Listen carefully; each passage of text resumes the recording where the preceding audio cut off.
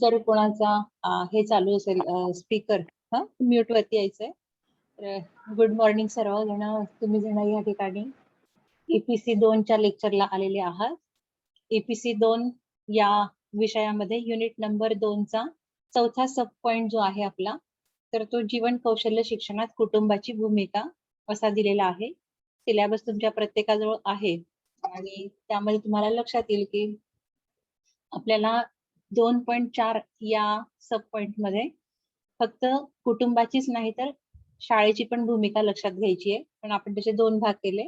सुरुवातीला आपण कुटुंबाची भूमिका पाहणार आहोत आणि मग नंतर शाळेची भूमिका काय आहे ते लक्षात घेणार आहोत.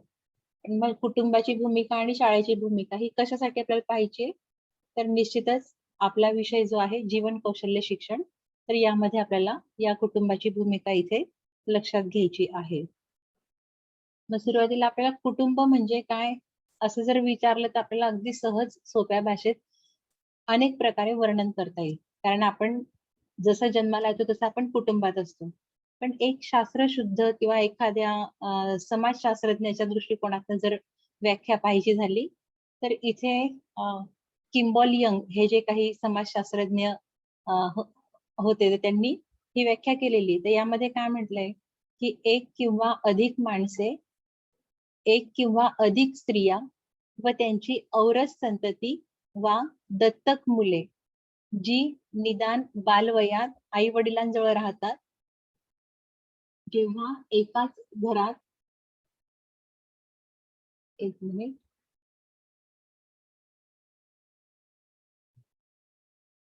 जेव्हा एकाच घरात राहतात तेव्हा त्या सामाजिक समूहाला कुटुंब असे म्हणतात.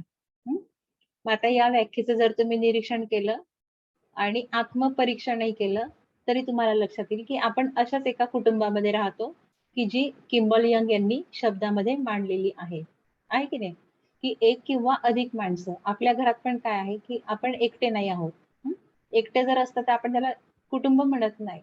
आणि हा जो आपला आपण माणूस जो समाजशील म्हणतो, तर हा समाजात राहतो आणि कुटुंब हे काय, ही एक सामाजिक संस्था आहे. आणि म्हणून इथे म्हटलंय एक किंवा अधिक माणसे, एक किंवा अधिक स्त्रिया व त्यांची औरस संतती वा दत्तक मुले जी निदान बालवयात आई वडिलांजवळ राहतात, जेव्हा एकाच घरात राहतात. बघा इथे हळूहळू त्यांनी कुटुंबाकडे नेली की ही सगळी मुलं आणि किमान बालवयात.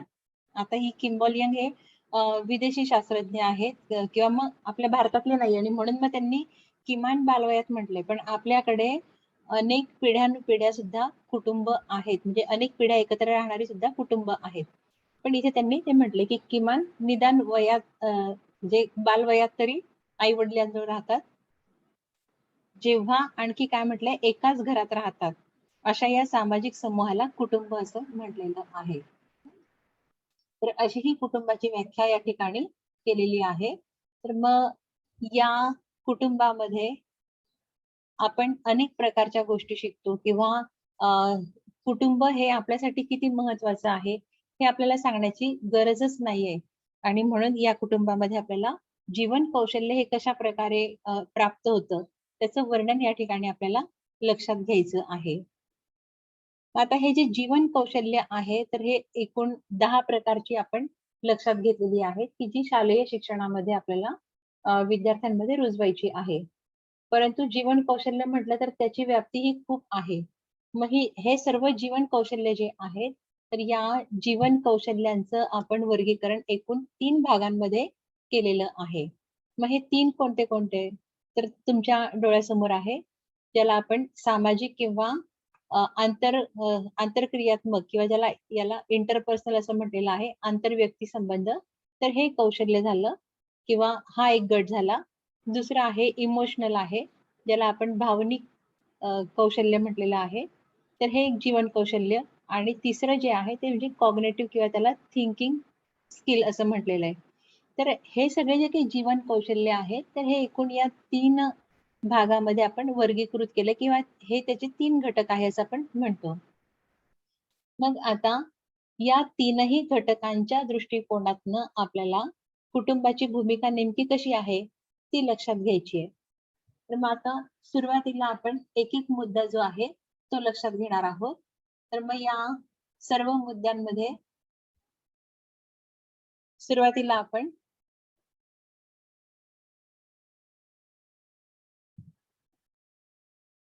हे 3 मुद्दे तुमच्या डोळ्यासमोर आहेत ना. कोणते कोणते? बोधात्मक, भावात्मक आणि सामाजिक. हे 3 घटक कुटुंबाच्या दृष्टिकोनातनं आपण कसे विकसित करू शकतो, तर ते इथे मांडले. बोधात्मक म्हणजे बोधात्मक या दृष्टिकोनातून मानसिक विकास आपण लक्षात घेणार आहोत. भावात्मक आहे, त्याच्यात भावनांचा विकास आहे आणि सामाजिक म्हणजे समाजशीलतेचा विकास आहे. तर कुटुंबातनं ह्या सर्व गोष्टींचा विकास कशाप्रकारे होतो, ते आपल्याला पाहायचं आहे. आपले विद्यार्थी फार उशिरा जॉइन होतात. त्याचा हा एक नमुना आहे.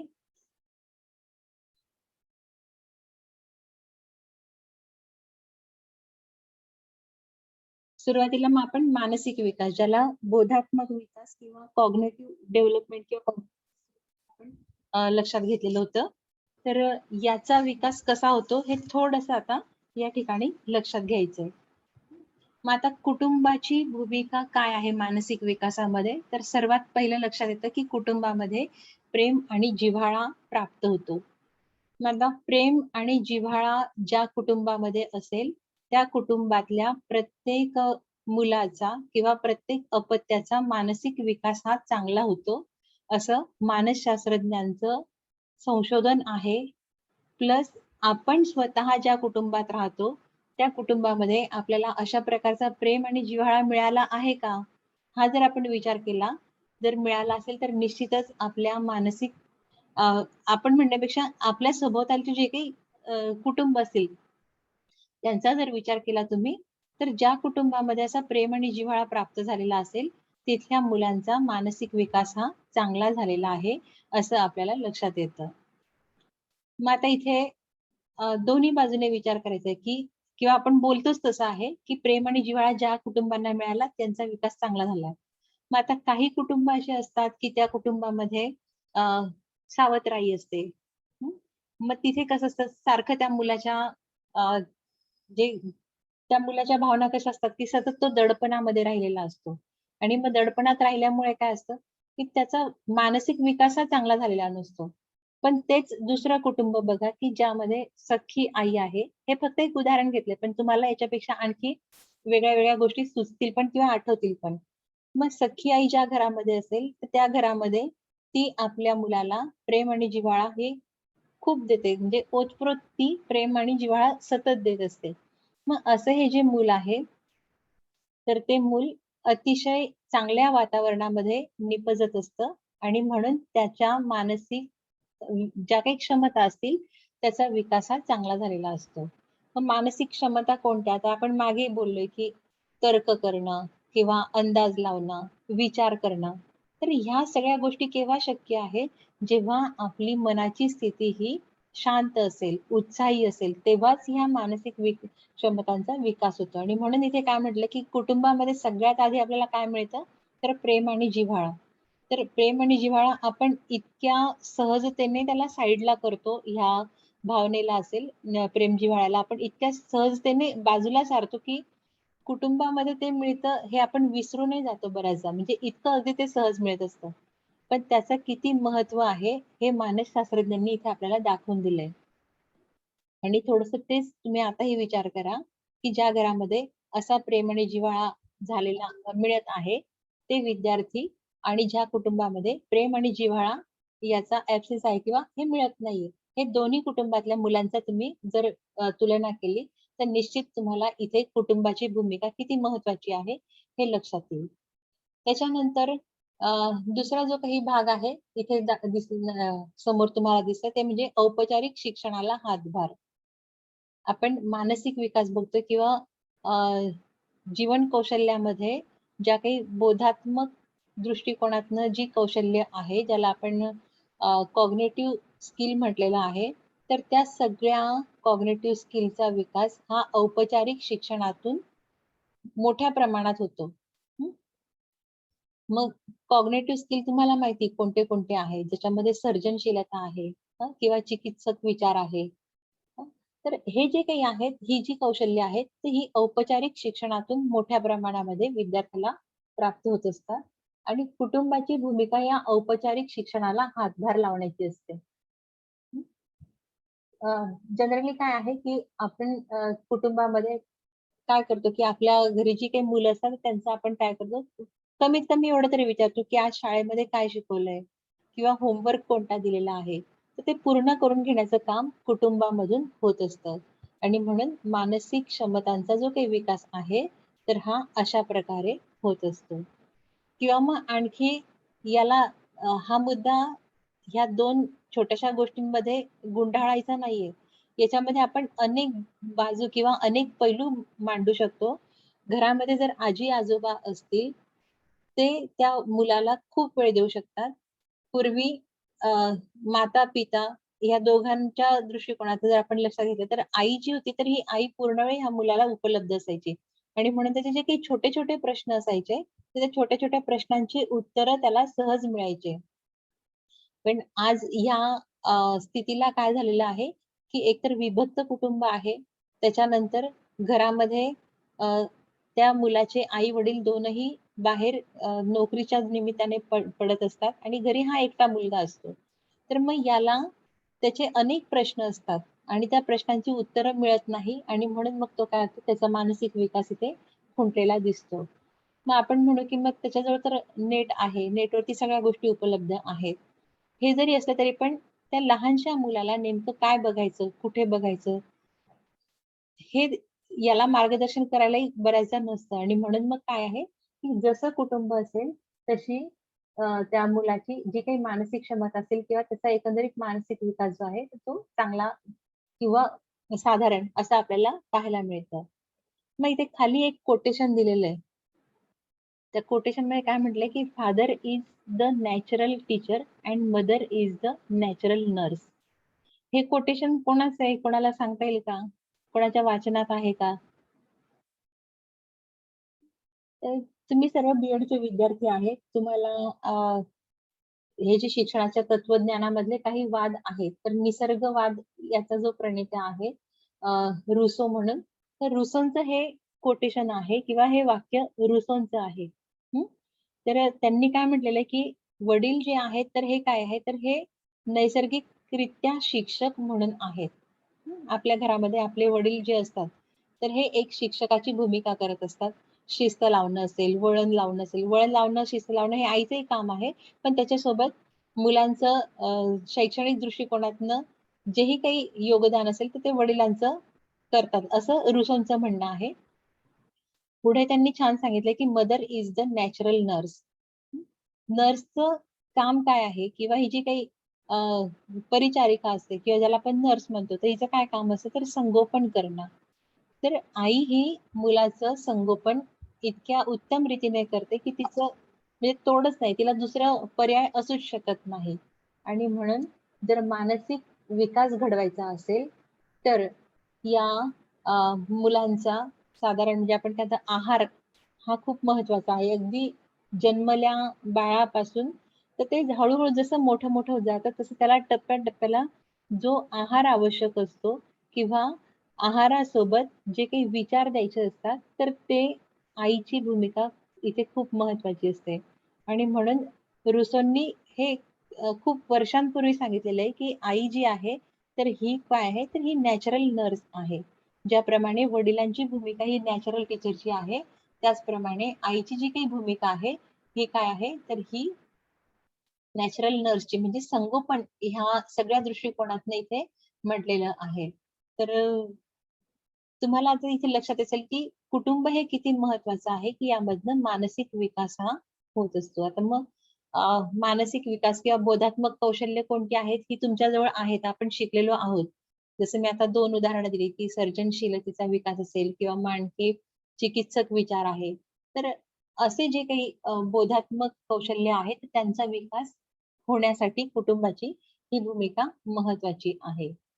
मग आता याच्यानंतर पुढचा जो काही विकास आपल्याला पाहायचा आहे किंवा पुढचं जे काही कौशल्य आहे, तर हे कौशल्य कशावर डिपेंड आहे, तर हे भावात्मक विकासावरती अवलंबून आहे.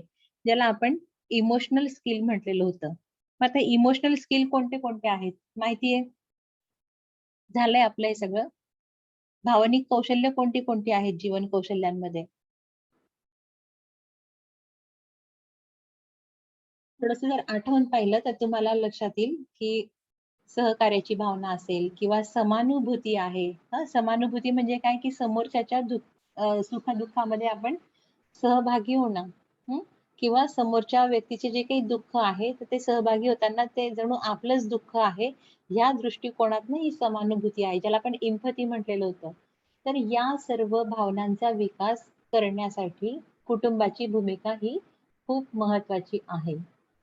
इथे भावनांचा विकास त्याला ऑब्लिक करून पोषण म्हटलेलं आहे. तर हा पोषण शब्द खूप महत्त्वाचा आहे, की कुटुंबामधून या भावनांचं पोषण केलं जातं. मग कुटुंबाची भूमिका नेमकी कशी? तर सर्वात महत्त्वाची इथे दिलेली आहे ती म्हणजे सुरक्षिततेची, ज्याला चौकट केलेली आहे. अगदी ठळकरित्या काय लक्षात येते, कुटुंबाची सगळ्यात महत्त्वाची भूमिका काय असेल, तर सुरक्षिततेची भावना आपल्याला प्राप्त होते. मूल जन्माला येतं त्यावेळी ते आईच्या मांडीवरती सगळ्यात सुरक्षित असतं. मग जसं हळू-हळू मोठं होत जातं, तर अगदी म्हणजे मी तर म्हणते, की आपलं भारतीय कुटुंब असं आहे, की त्याला कुटुंब इतकं महत्त्वाचं असतं, की कुटुंबाशिवाय तो नाही राहू शकत. 2 दिवसही कुठे बाहेरगावी जायचं म्हटलं, तर त्याला तिथे सुरक्षितता वाटत नाही. आणि तेच सगळे कामं आटोपून घरी आल्यानंतर त्याला सुरक्षिततेची भावना ही निर्माण होत असते. तर म्हणून कुटुंब जे आहे, तर हे कुटुंब अशा दृष्टिकोनातनं महत्त्वाचं आहे, की या कुटुंबामधून भावनांचा विकास होतो आणि सगळ्यात मोठी भावना जी आहे ती सुरक्षिततेची भावना. अगदी लहान बाळापासून तर वृद्ध व्यक्तींपर्यंत अगदी कुटुंबात जेवढीही व्यक्ती असतील, तर त्या प्रत्येकाला सुरक्षिततेची भावना निर्माण करण्याचं हे केंद्र आहे. मग ही सुरक्षिततेची भावना का प्राप्त होत असेल? त्याला अनेक भावना कारणीभूत आहेत. मग कोणत्या? सगळ्यात पहिले दिसते आपल्याला, की कुटुंबामध्ये निरपेक्ष प्रेम मिळत असतं. निरपेक्ष इथे सापेक्ष नाही. इथे आपण काढलंय निरपेक्ष. कोणत्याही प्रकारची अपेक्षा नाही. असं प्रेम या कुटुंबातनं मिळतं. हा जो मुद्दा आहे, हा फक्त आत्मपरीक्षण करण्याचा आहे, की आपण कुटुंबात मध्ये राहतो. कोण-कोण असतं कुटुंबामध्ये? आपले आई-वडील, आजी-आजोबा, भाऊ-बहीण, आणखी त्याच्या पलीकडे जर गेलं तर आत्या, काका, काकू, मामा असे अनेक लोकं या कुटुंबामध्ये असू शकतात. तर यांच्याकडनं मिळणारं प्रेम कसं असतं? तर हे निरपेक्ष असतं. मग ही जी काही प्रेमाची भावना आहे, ही प्रेमाची भावना कुटुंबातनं विकसित होत असते. त्याच्यानंतर माया. हं. आपण म्हणतो, की म्हणजे भावा-बहिणीचं जे काही प्रेम आहे किंवा याला आपण एक प्रकारे माया म्हणतो. ही एक भावना आहे आणि या भावनेचा विकास सुद्धा कुटुंबात होतो. मग आता हे जे रिलेशन आहे भावा-बहिणीचं असेल किंवा आई-वडिलांचं आहे, हे फक्त कुटुंबातच मर्यादित नाहीये. हे आणखी त्याच्या पलीकडे जाऊन समाजामध्ये सुद्धा उपयुक्त होतं. म्हणजे ह्या ज्या भावना आहे, या भावना कुटुंबामध्ये विकसित होतात आणि त्याचं उपयोजन जे आहे, तर ते समाजामध्ये होत असतं. आणि म्हणून मग या कुटुंबाची ही महत्त्वाची भूमिका आहे, की या भावनांचा विकास होतो. वात्सल्य मिळतं कुटुंबामध्ये आणखी वात्सल्याची जी भावना आहे, तर ती विकसित होते. मग जे वडीलधारी व्यक्ती आहेत, ते लहान मुलांना ओतप्रोत प्रेम देतात. आईचं वात्सल्य काय आहे? मोठ्या लोकांचं वात्सल्य काय आहे? हे सगळं आपल्याला कुठे शिकायला मिळतं? कुटुंबामध्ये शिकायला मिळतं. मग हळू त्याच घरामध्ये जे नवीन अपत्य जन्माला येतं, तर त्या नवीन अपत्याची जबाबदारी ही मोठ्या अपत्यावरती निर्माण होते. बघा घरामध्ये लहान बहीण असते किंवा लहान भाऊ असतो. मग जसं आई वात्सल्य त्या छोट्या बाळाला देते, अगदी त्या आईचीच भूमिका किंवा जबाबदारी जी आहे, तर ती मोठा जे अपत्य असेल किंवा जो जी मोठी भाऊ-बहीण असेल, तर ते ऑटोमॅटिक ते शिकतं. म्हणजे कुटुंबातनं अनुकरण हे मुलं करत असतात आणि ते त्या भावना कधी त्यांच्यामध्ये रुजतात हे म्हणजे कळतही नाही. तर हे कसं आहे, की अप्रत्यक्षरित्या अनुकरणामधनं या भूमिकांचा किंवा या भावनांचा विकास अशा प्रकारे होतो. त्याच्यानंतर कुटुंबामध्ये आणखी एकमेकांच्या सुख-दुःखामध्ये समरस होण्याची जी काही भावना आहे, तर ती विकसित होते, ज्याला आपण काय म्हटलेलं आहे की समानुभूती. पर एकमेकांच्या सुखदुःखामध्ये समरस होणं.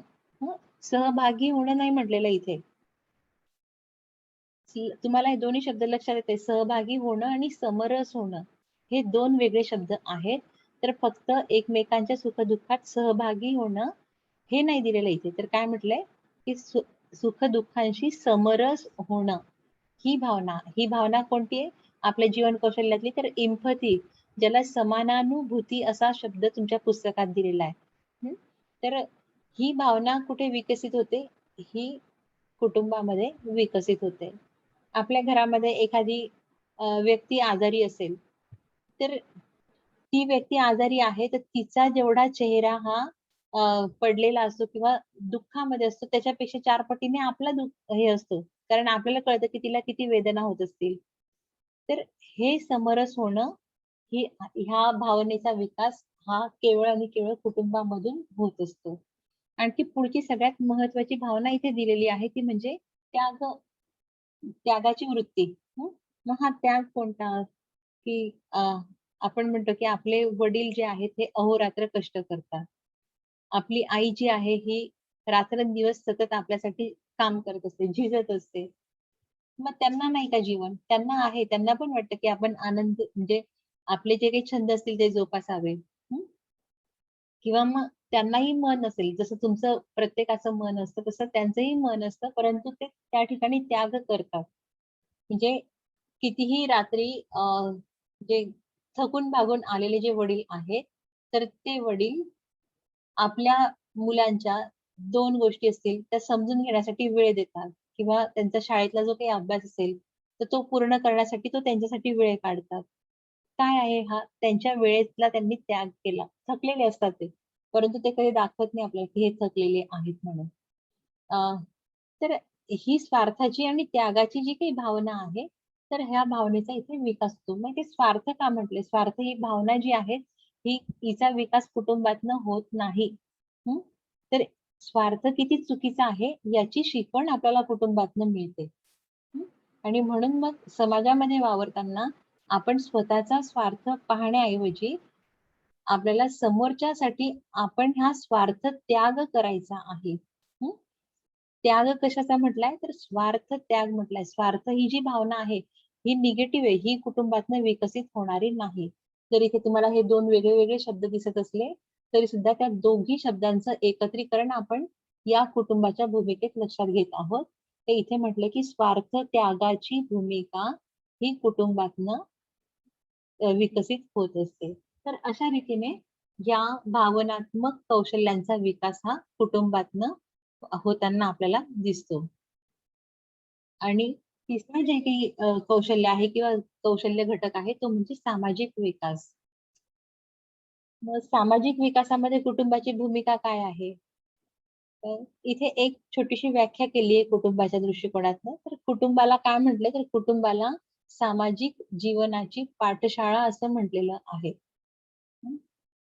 एकतर सुरुवातीला लक्षात घ्या, की कुटुंब ही सामाजिक संस्था आहे.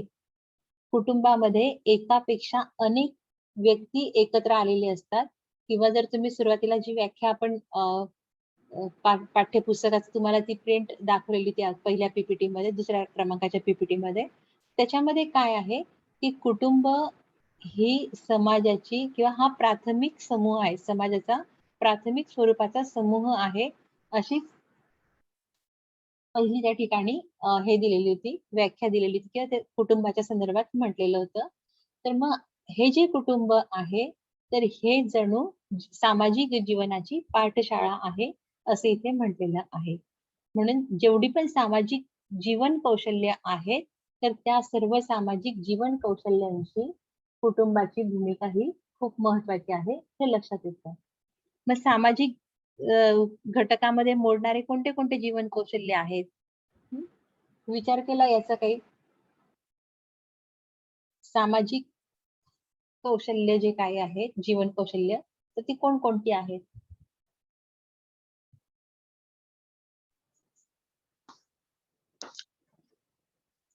आठवतंय कुणाला? सुसंवाद कौशल्य, शाब्बास. धाडस कौशल्य. बरोबर सांगते. सुसंवाद साधणे सगळ्यात महत्वाचं हे सामाजिक कौशल्य आहे.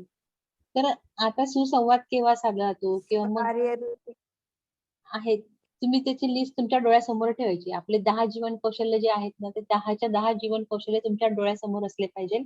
आणि मग ही कुटुंबाची भूमिका त्याच्याशी कशी निगडीत आहे, हे तुम्हाला लक्षात घ्यायचंय. तर 10 जीवन कौशल्यात सामाजिक जीवन कौशल्य कोणते? सर्वात पहिलं तुमचं जे आहे स्वची ओळख. हे सुद्धा एक प्रकारे सामाजिक कौशल्य आहे. तर ते बघायचं या ठिकाणी. तर त्याचा विकास कसा होतो? तर इथे आता आपल्याला एक भूमिका सांगितलेली आहे, की सर्वात पहिले सांगितलंय सामाजिक समायोजन.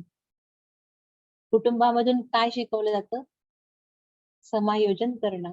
आता सामाजिक समायोजन कसं? थोडंसं आपण आपल्याच घरामध्ये जर निरीक्षण केलं ना, तर अनेक उदाहरणं आपल्याला सापडतात. बघा, आपल्या घरी पाहुणे आलेले असतात आणि मग आपल्याकडे आपण काही खूप असे उच्च म्हणजे हाय क्लास सोसायटीतले नाहीये, की त्याच्यासाठी गेस्ट रूम असेल. बऱ्याचदा आपली जागा, झोपायची जागा असेल ती आपण त्यांना उपलब्ध करून देतो. कसं आहे, की आदरातिथ्य करणं हे जे काही संस्कार आहेत, तर या संस्कारातनं आपल्याला सामाजिक समायोजन इथे प्राप्त होतं. की आलेत पाहुणे आलेत, 2 पाहुणे आलेत घरामध्ये, जेमतेम आपले अंथरूण पांघरुण आहेत, तर आपण आधी त्यांना उपलब्ध करून देतो. ठीक आहे, की मला साधी फाटकी गोधडी मिळाली तरी चालेल, पण चांगलं जे अंथरूण आहे, चांगलं जे पांघरुण आहे, ते आपण समोरच्याला देतो. आता हे काय आहे? तर हे समायोजन आहे. आदरातिथ्य तर हा एक वेगळा भाग झाला, पण याच्यातनं हे मूल काय शिकतं?